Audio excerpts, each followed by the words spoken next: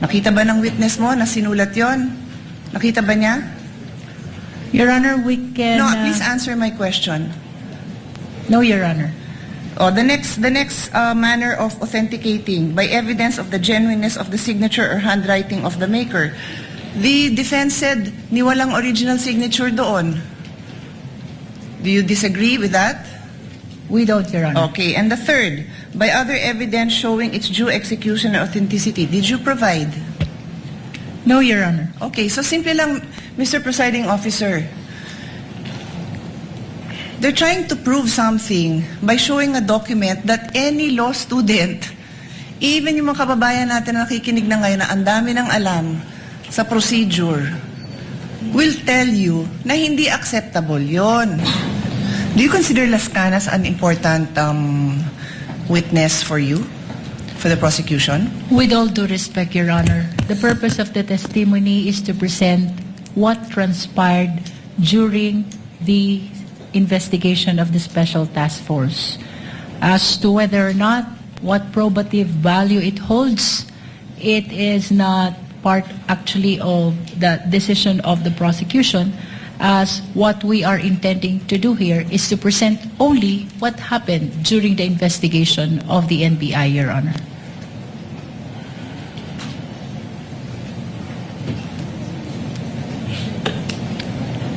Mr. Presiding Officer, the rules of evidence are very clear. You either present a witness who provides your testimony or you present a document. And in terms of documents, Rule 132, Section 19 says there are two classes of documents, public documents and private documents. Included in public documents are documents acknowledged before a notary public. Yung pinakitang document is not acknowledged by a notary public. Pwede naman din ang private documents, that's the other class. If it can be shown and authenticated in any of the following manner. The person saw the document executed or written. Nakita ba ng witness mo na sinulat yon? Nakita ba niya? Your Honor, we can... No, please answer my question. No, Your Honor. Oh, the next manner of authenticating by evidence of the genuineness of the signature or handwriting of the maker. The defense said ni walang original signature doon. Do you disagree with that? We don't, Your Honor. Okay, and the third, by other evidence showing its due execution or authenticity, did you provide? No, Your Honor. Okay, so simple lang, Mr. Presiding Officer. They're trying to prove something by showing a document that any law student, even yung mga kababayan natin na nakikinig na ngayon na ang dami ng alam sa procedure, will tell you na hindi acceptable yon. And with all due respect, katulad din nung kahapon na humingi ako ng payo sa inyo, again, I will not name names, we had a discussion in caucus na you cannot unsee what you see. You cannot unhear what you hear. So pinalabas yun. Wala akong problema na palabasin yun, pero do your job and present the proper witness and the proper documentation to do that. Do your job.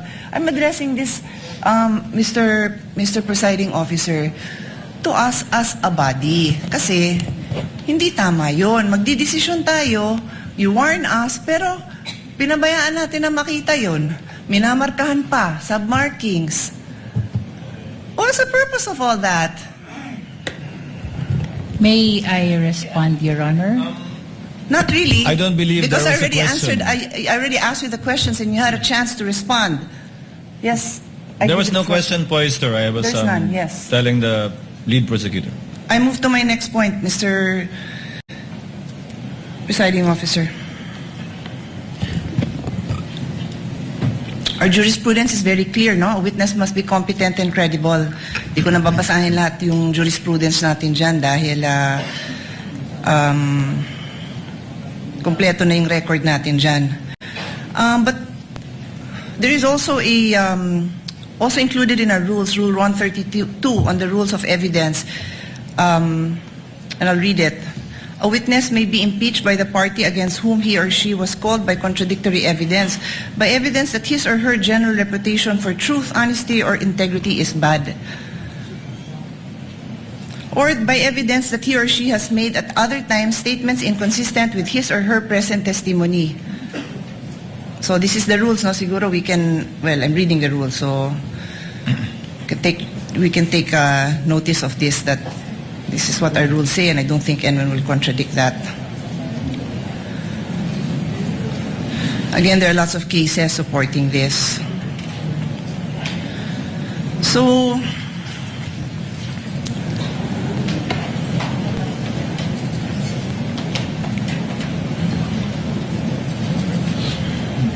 just want to point out, Mr. President, that, just looking for my notes.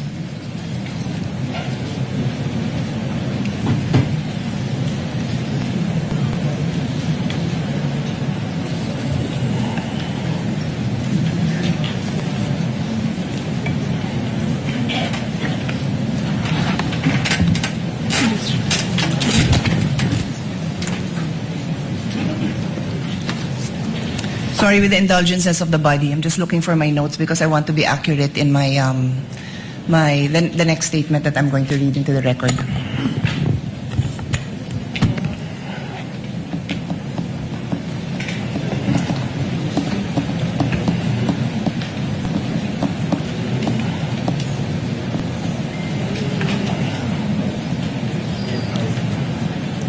If the lady cannot locate it, she may avail of her time again tomorrow, since Director Matibag and the counsel for the parties will Pwede be here naman, tomorrow. but if you give me a few more seconds, I might be able to dispose of this issue, Mr. President, Mr. Presiding Officer.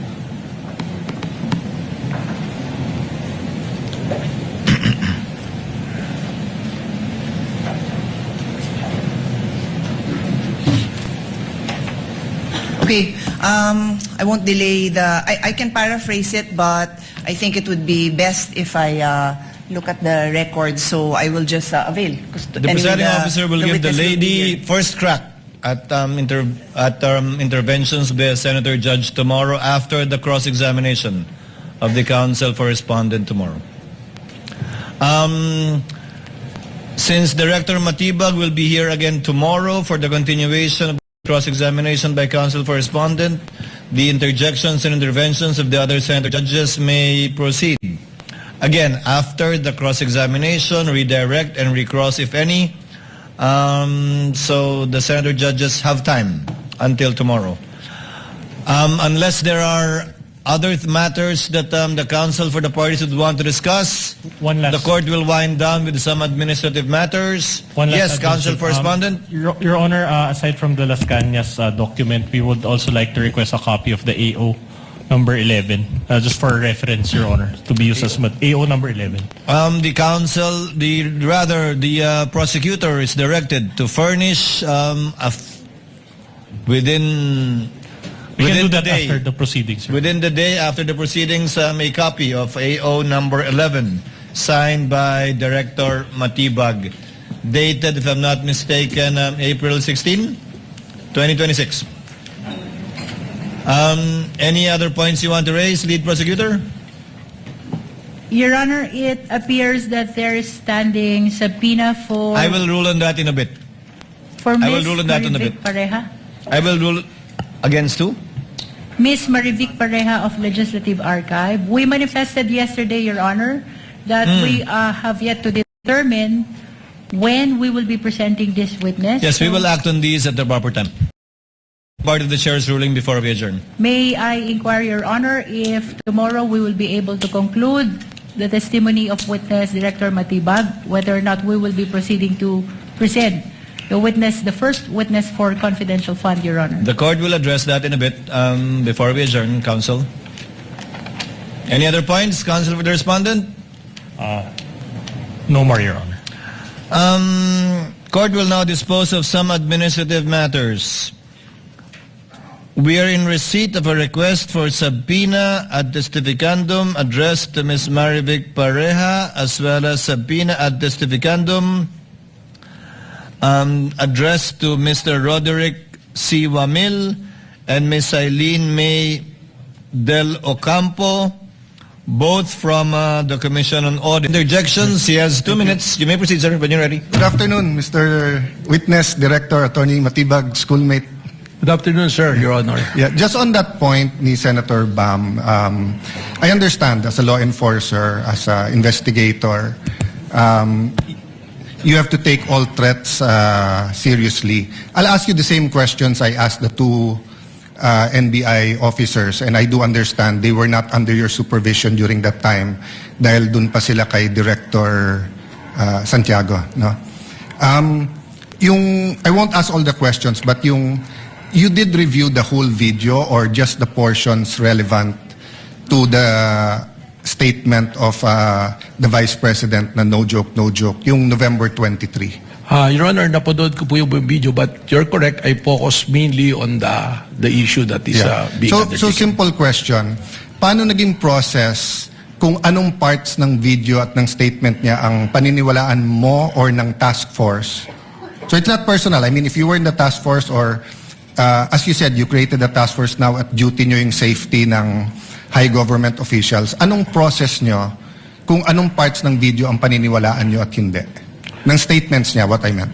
Well, ang ginawa po natin dyan, doon po mismo sa konteksto ng kanyang sinabi na humanap siya ng papatay at inutos niya na papatayin ang tatlong individual at yun po ay pumayag yung papatay at sinabi pa niya no joke, doon pa lamang po ay pong nakita yung pong ating hinahanap po na mga pwede niyang pananagutan po sa batas. Well, as an appointee of this government, as a lawyer, as an NBI director, I see your point and I get that. But what I meant is that before that statement, sabi kasi niya, kung papatayin ako, I mean, the record will bear out naman yung eksaktong sinabi niya. No?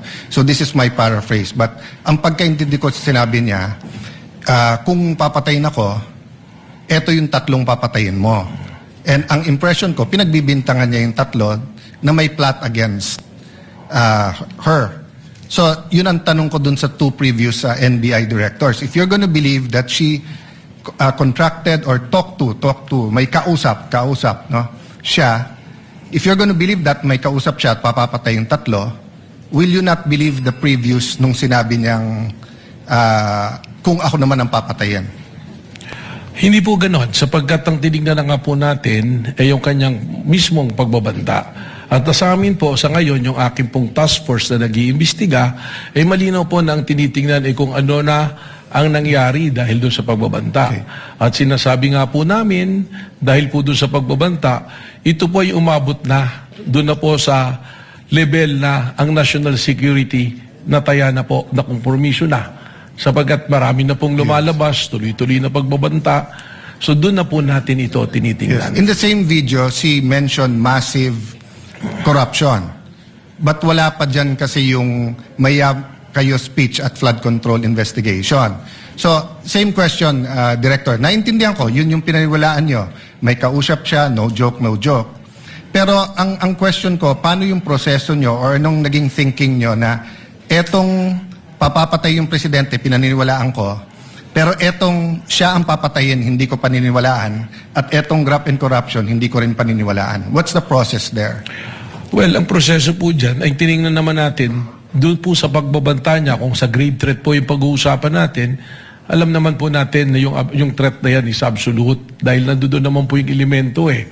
Doon naman po sa sinasabi namin na tuloy-tuloy na pag-iimbestiga dahil ito nga po ay umabot na sa level lang na naapektuhan ng national security, we take into context yung mismong sinabi niya na meron siyang kinausap at yung kanyang kinausap ay pumayag. Yung po kanyang sinasabi na kung papatayin ako, that is supposed to be na statement niya sa aming pong pananaw just to cover yung kanyang pagsasabi na siya'y may kinausap para patayin ang ating Pangulo. Okay, I won't argue with you, yun yung proseso nyo. But in the meantime, there were 3 statements. Massive corruption, kung papatayin siya, patayin. So, focusing dun sa patayin yung tatlo kung papatayin siya. In the meantime, tumutuo yung massive corruption, lumabas afterwards, di ba? So, just one other point. At the beginning of the prosecution's questions to you, and I think the defense had a question about what can you investigate. Can you repeat your answer? As the NBI director and the NBI can investigate, did you say all crimes o yung mga crimes? Lahat po ng mga pumapasok sa amin na mga krimen ay amin pong pwedeng imbestigahan, mutuo proprio. Ganon din po yung mga krimen na meron pong nagreklamo na araw-araw na may pumupunta sa aming tanggapan para magreklamo. Ito po yung aming iniimbestigahan. At meron din pong mga iniimbestigahan kami na inutos po ng Department of Justice. And by the very nature, under the Constitution po ng Office of the Ombudsman, they can delegate the National Bureau of Investigation to... So as a general rule, you can investigate any crime motu proprio. More than the investigation of the crime is also the protection of our nationals. Saka po siyempre siguraduhin na promote ang ating demokrasya, hindi nakukompromiso. Yes, but sa Lahat po investigation lang. So you can investigate any crime. yan. Tama po. Yeah. Isn't that against the Republic Act 10867? The statute the that gives statute you of- power? The act reorganizing and modernizing the National Bureau of Investigation. Sabi dito sa inyong Section 4, the NBI shall have the following powers and functions. Undertake and investigate the detection of crimes and offenses enumerated under Section 5. Section 5, may enumeration, human trafficking cases in all airports, extrajudicial, extralegal killings committed by state security forces against media practitioners' activities, killings of justices and judges, violation of 100175, otherwise known Cyber Crime Act, Prevention Act, cases against Interagency Graft Coordinating Council and violations of the Anti-Dummy Law. Tapos, cases involving threats, security assaults against persons of the President, Vice President, Senate President, Speaker of the House, Chief Justices. Walang congressman, senators, unlike judges lahat. Transnational crimes pursuant to existing international agreements, identification of dead victims in case of mass fatalities, incidents caused by natural disaster, and violation of commercial, economic, financial, white-collar crimes, nakadyan yung law. So, exclusive yung enumeration. Then, provided, however, if that the President or Secretary of Justice may direct the NBI to undertake investigation of any crime when public interest so requires. So, hindi ba limited ang pwede niyong imbestigahan except that ang DOJ at President ang pwede mag-atas? That's my last question. Yes. Kindly wind up. Well, Witness may answer. Yes. Yung pong ating listahan na yan, tama po, nandiyan dyan. Subalit, hindi naman po sinasabi na nalilimita dyan ang aming pong pag-iimbestiga. Sapagkat malinaw po ang mandato ng NBI that we are the primary investigating body. Yun lamang nga po, merong mga kaso, kung ito po ay bumagsak na sa jurisdiction halimbawa ng PNP na kanilang iniimbestigahan, we can still help and coordinate at the same way na kung kami po ay nag-iimbestiga at ang PNP pwede rin pong tumulong Well, po sa amin. Director, if that's your interpretation, that goes against what they taught us in law school, na pag exclusive yung enumeration, you cannot add.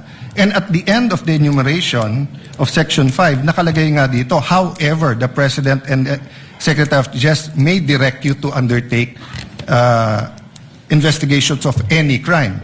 Why do they have to say any crime if you can do it any crime? If you can investigate any crime after all? It seems that you're expanding your jurisdiction by yourself. Well, we've been doing po yan sapagkat we have also our primary role to make sure that law and order is being promoted through the NBI din po. Senator you. Cayetano Thank you. can avail Thank of the you. second Sorry. round. Yeah. Thank Later or tomorrow, since I believe Attorney Matibag, Director Matibag, forgive me, will still be here for the continuation of cross. Senator Judge Rafi Tulfo thereafter,